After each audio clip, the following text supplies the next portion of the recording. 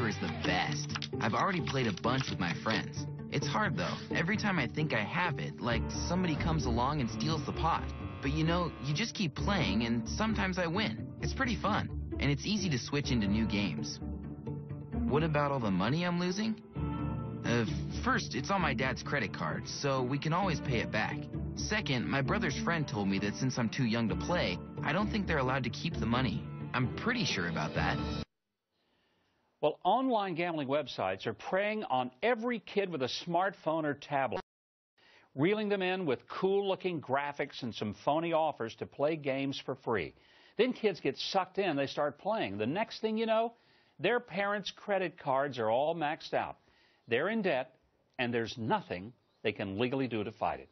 Former Arkansas Senator Blanche Lincoln is the national co-chair of the Coalition to Stop Internet Gambling and joins us now. Senator, good to have you back. Thank you. Glad to be with you. You know, we talked politics a couple of weeks ago, but this is, frankly, I think one of the most important topics that I don't hear anybody talking about. Tell me how big it is, this internet gaming with kids. It's huge, and it's bad for our kids, it's bad for our families, it's bad for our economy, because it's the marginalized, it's the kids that don't know what they're doing. You know, kids have been playing video games forever. You know, my boys, my husband Steve and I, we worked hard to follow the guidelines for age-appropriate things, but the fact is they're used to doing this, and so when they get on, they don't realize it sometimes. Then all of a sudden they grab a parent's phone, they get into it, the credit card. There was a kid that, single mom, he stole 2 of her credit cards, you know, in a nanosecond, $220,000 worth of debt on a credit card. I mean, that's destroying our families and the opportunities that our kids might have. So we got to do something about it. If I had spent $20,000 on my parents' credit cards, the problem would have been that they wouldn't have found enough pieces of me. Is there any way to police this, to stop it, to give parents any control so their kids can access this stuff? That's the difficult part here, is because of the internet, the FBI has told us that it's a real problem, particularly for organized crime, for terrorist activities, being able to launder money. They cannot police it. Now, they can shut it down, which they did when we outlawed it. But the fact that we've made it legal now, they police it. They don't have enough resources to be able to police it. They can shut it down, which they could do, and they did do, but they can't police it. They just don't have the ability. Obviously, a kid can't walk in who's 12 years old and go sit at the casino and play the slots or play blackjack.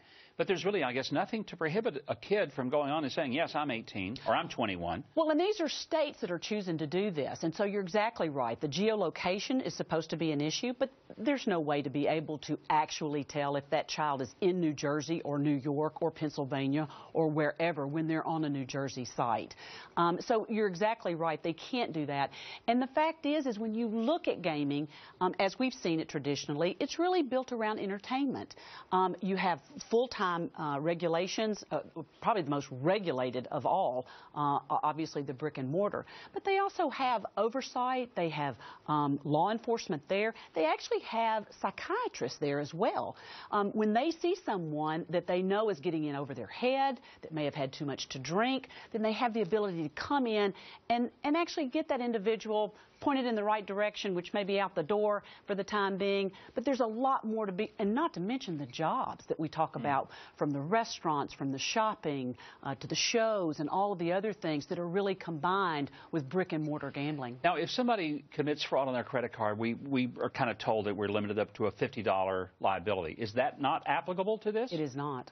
Whoa. So, I mean, you get $20,000, you're actually responsible for the $20,000. Right. That's exactly right.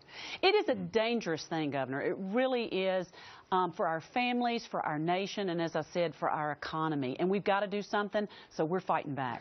Tell me what the coalition wants to do. Is it to pass a law? Is it just to bring awareness? Is it to go after the bad guys? All of those. All of the above. All of the above. The first thing that we'd really like to do is bring an awareness. I know there's multiple families out there that watch. Folks who really want to get us on the right path, both with our families and our economy. And so what we're trying to do is we've got a piece of legislation, bipartisan, in both the House and the Senate. It's pretty amazing. That basically says we're going to take a time out. Yeah. We're going to go back to what the law was for almost 6 decades, and we're going to go back to the original interpretation of the Wire Act, and the bill is Restore the Wire Act. And so it gives Congress time to debate this. That's where it should happen, not where it did happen. Well, the website is on the screen. We hope people will get more information. This is just amazing, and I hope, you know, frankly, this is one of those few things that I think anybody who doesn't support this in the Congress, this should be thrown out. I mean, this is not an issue that is about the politics of it. 22 members that supported it, only one of them lost their reelection. It is an issue that families and voters are all about, and it's very simple. It was just a quick order that came out of DOJ in the dead of the night right before Christmas in 2011. It needs Congress's oversight. It needs to go back to where we were and start again and make sure that we're doing things right. Absolutely. Senator, thank you for joining us. Great to have you here. Have a great Thanksgiving. Thank you. You too. Happy Thanksgiving. Well, they've twice rocked the House.